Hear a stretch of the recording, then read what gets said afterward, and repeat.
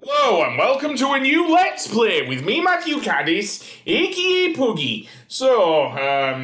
We actually continue the scrolling beat ups with something a bit more cartoony and something a bit more, well, 80s. Yeah, this is the Teenage Mutant Ninja Turtles arcade game, originally released in 1989, and is based heavily off the, dare I say, the 1987 original series. Oh, there's even some voice acting in this game, which something released in 1989 is somewhat unheard of, but yeah. Also notes, the Ninja Turtles theme is very different here. So yeah, you can play as all four turtles, so Leonardo, Donatello, Raphael, and Michelangelo. And unlike when this cartoon was shown on the BBC in the 90s, well, and also late 80s, I guess, the turtles actually retain their weapons this time. Seriously. So they are no longer the hero turtles. Yeah. Blame Bruce Lee! Blame Bruce Lee, I say. Or at least the general attitudes at the time towards Bruce Lee. Anyway, that being said, yeah. As you can tell, we are beating up various members of the Foot Clan, in this case, various Foot Ninjas, of course. And the whole building is on fire. Likewise, Leonardo has his swords, I believe it's katanas. Yes, they still have the weapons in the 87 series, just because, again, going back to the Hero Turtles, that wasn't a thing. So yes, this arcade game is honestly cool, and it is nice to see it getting a re-release via the Cowabunga Collection. Basically, kind of, if you want to think like something like Sonic Mega Collection is some of the best Mega Drive games that have been released for Sonic the Hedgehog, then think of this game as the Teenage Mutant Ninja Turtle, or the TMNT version. Might be easy for me to say that. Of that, although it's across multiple platforms, so you also get some SNES games. This collection was released by Konami. So yeah.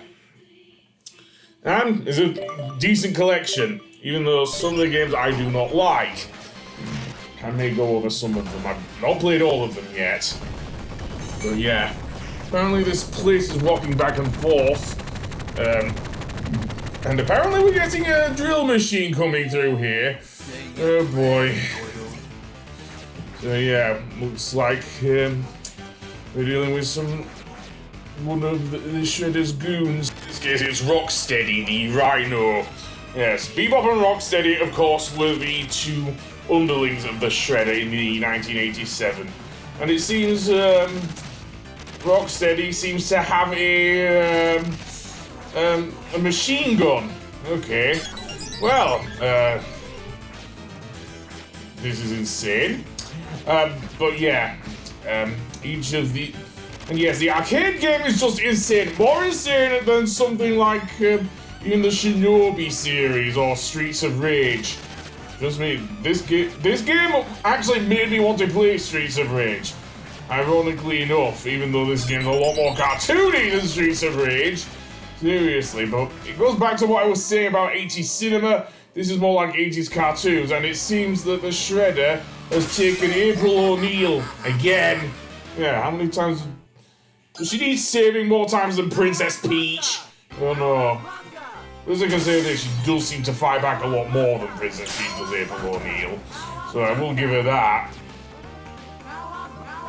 So let's go through here and, yeah. And over here we have some more of these guys, of course. Another thing of note, because this collection... I don't know if this spawned something, say Shredder's Revenge, which is I'm guessing the third conclusion to the thing. Also, before I go on, if a Foot Ninja actually grabs you, then you'll have to hit the buttons. You can also use a fire hydrant to squirt water in their faces. That's how insane this game is, folks. The fact you can use literal water. There's a lot going on in the background as well. I mean, Shredder appears on TV there. The only thing that's missing is, dare I say, hearing the late great James Avery as his voice. Seriously. He who was Uncle Phil in The Fresh Prince of Bel-Air, of course. Yeah. Each of the folk ninjas also come a bit colour-coded.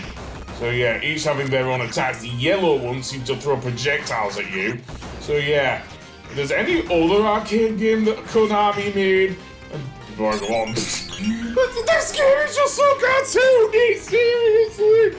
Anyway, if there was any other game that I wish Konami would re-release on in HD, it would be the Simpsons arcade game. Seriously, I tried playing that game to death when I was a kid. Seriously, I didn't even watch The Simpsons until it appeared on the BBC, seriously. But I'm not here to talk about The Simpsons, am I? I'm talking about the Ninja Turtles. And yes, I do like the 87 series, even if it was the Hero Turtles when I was a kid. Seriously. Well, I don't want to talk about Next Mutation, seriously. If you go into the sewers, yeah, that's no good. And yeah. Strangely enough, this game is even more stuff is going on in the background. Seriously, so yeah, I like how you just see stars as well. I think I started recording this when I went to see what was that film? Oh yes, of course, Mutant Mayhem. The only Ninja Turtles film I've seen which doesn't have the Shredder as the bad guy. He said they just have Ice Cube playing Superfly. Seriously. Look at this. Surprisingly, Jackie Chan is surprisingly good as Master Splinter. Even if he isn't either Hamato Yoshi or being trained by Hamato Yoshi. No, instead he just watched various Jackie Chan films. Nice in-joke, actually. Anyway, we're back down by the thing here, and we put the lights out. I don't know, but Bebop's here, and he has a wave gun. He literally has a wave gun here, seriously. And he charges at you. Yay. Also, you can't tell how much health each of them has. So yeah. But there you go. And I cannot, if you get too close to Bebop, he'll punch you. Seriously, fling you across the route or the area anyway. That charging move. Well, I'll give Bebop this. At least he doesn't moonwalk like so many enemies in Streets of Rage. Seriously. Although that wave gun's annoying. It kind of reminds me of the. Well, no. This game came before Shadow the Hedgehog, so maybe not. I can't avoid that thing, seriously. Like, when I get back up, he just fires the damn thing at me. Yeah, which is not great. Again, you can get it from behind if you're able to time it well, which I'm not, but there you go. But that being said, yeah. And oh boy. I'm gonna get my ass kicked by this stupid warthog. That's another thing. Seth Rogen actually plays him, using his Pumbaa voice. Anyway, I'll see you next time.